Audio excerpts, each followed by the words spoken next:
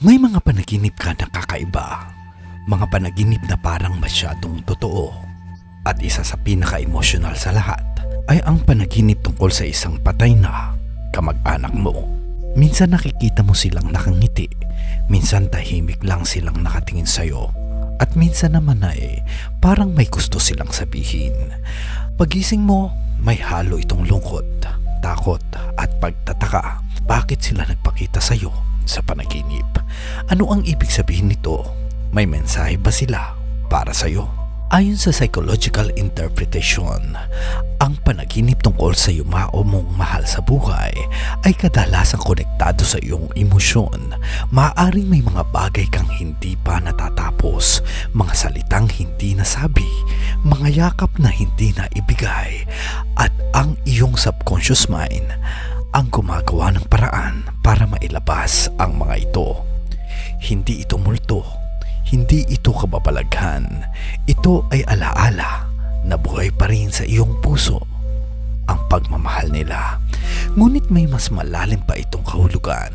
Sa espiritual na interpretasyon, ang panaginip na ito ay maaaring simbolo ng gabay, isang paalala, isang mensahe ng proteksyon. May mga naniniwala na kapag ang yumao ay nagpakita sa panaginip, ito ay dahil ikaw ay dumaraan sa isang mahirap na yugto ng iyong buhay. Parang sinasabi nila na hindi ka nag-iisa. At kung sa panaginip mo sila ay masaya at payapa, ito ay maaaring senyalis na nais nilang iparating sa iyo na sila ay nasa maayos na kalagayan. Ngunit kung sila ay malungkot o may sinasabi, tanungin mo ang iyong sarili.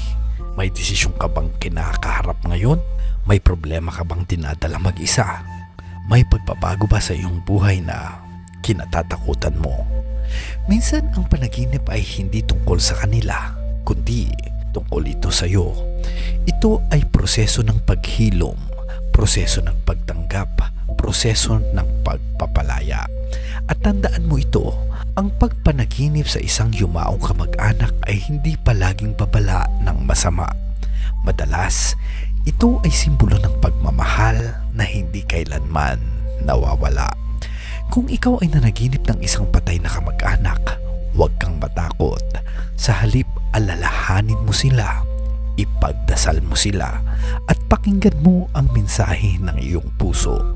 Dahil minsan, ang panaginip ay tulay sa pagitan ng alaala at paghilom. At dito sa Panaginip PH ay patuloy nating aalamin ang hiwaga sa likod ng iyong mga panaginip. Kung naranasan mo na itong panaginip na ganito, i-comment mo sa ibaba ang iyong karanasan at huwag kalimutang mag-subscribe sa Panaginip PH para mas marami pang kahulugan ng panaginip ang ating malaman. Maraming salamat sa panonood.